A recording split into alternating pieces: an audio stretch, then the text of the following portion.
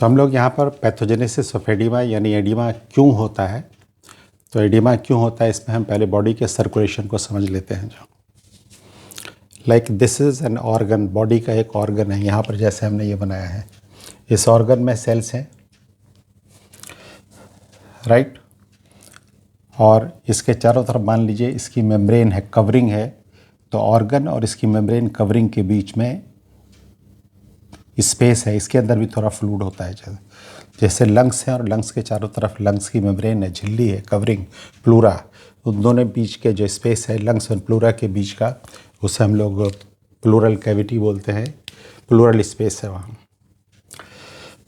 तो देखिए हम जानते हैं कि बॉडी में ब्लड सर्कुलेट करता है, तो आर्टरीज़ लेफ़्ट साइडेड हार्ट से ब्लड लेकर आती हैं और बॉडी के हर ऑर्गन तक लेकर आती हैं।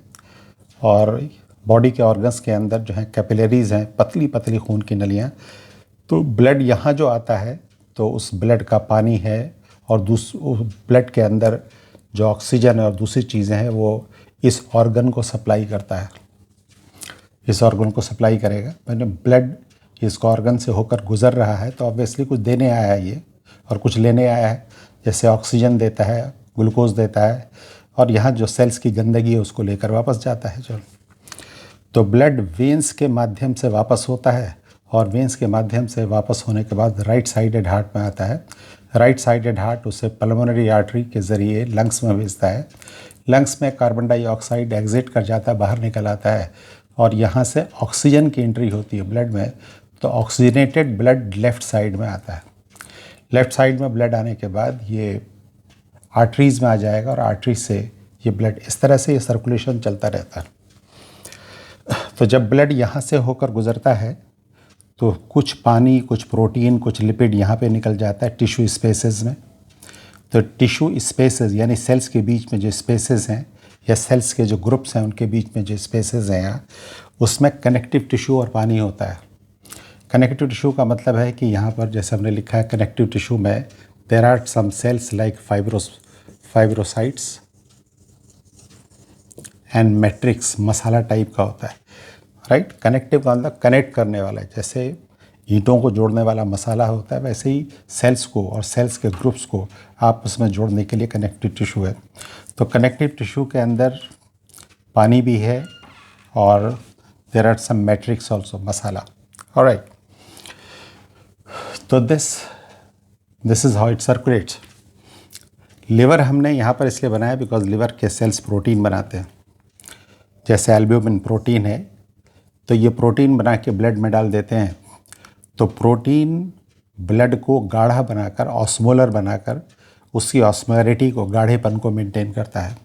उसका फ़ायदा ये होता है कि जब ब्लड सर्कुलेट करता है खून की नलियों में, तो कितनी ही डेलिकेट ब्लड वेसल से होकर गुजरे जो हैं, एक लिमिट से ज़्यादा पानी बाहर नहीं निकल पाता। प्रोटीन की वजह से पानी निकल नहीं पाता बाहर जो है, ऑलराइट।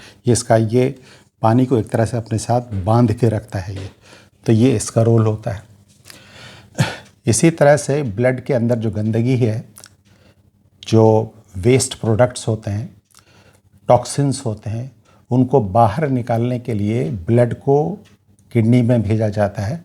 किडनी में जो नेफ्रॉन्स हैं वो नेफ्रॉन्स ब्लड को छानते हैं, फिल्टर करते हैं, और फिल्टर करने के बाद इसमें यूरिन बनता है, और यूरिन बनने के बाद पेशाब की थैली में, ब्लैडर में जाता है, यूरिन की तरह पास होता है। लेकिन ब्लड जो फिल्टर होता है उसमें प्रोटीन का लॉस मिनिमल होता है, प्रोटीन लॉस नहीं होता। बिकॉज प्रोटीन अगर लॉस वगैरह हो जाएगा, एक लिमिट से ज़्यादा लॉस अगर हो गया, तो ब्लड में प्रोटीन की मात्रा कम हो जाएगी, और प्रोटीन की मात्रा कम होने की वजह से ब्लड की ऑस्मोलरिटी, ब्लड का गाढ़ापन कम हो जाएगा, और उसकी वजह से पानी बाहर निकलने लगेगा, उसकी वजह से एडिमा हो सकता है। उसी तरह से जो टिश्यू स्पेसेस में फ्लूइड होता है, यहाँ पे हमने आपको बताया हमने, तो टिश्यू स्पेसेस में जो फ्लूइड है, यहाँ से फ्लूइड है ना, वो फ्लूइड लिम्फेटिक चैनल में, लिम्फेटिक वेसल्स में जाता है जो है। और ये फ्लूइड मतलब यानी टिश्यू फ्लूइड भी जो होता है, ये ऐसा नहीं कि हमेशा एक ही जैसा बना रहता है, यहाँ से फ्लूइड बाहर निकलता रहता है ये।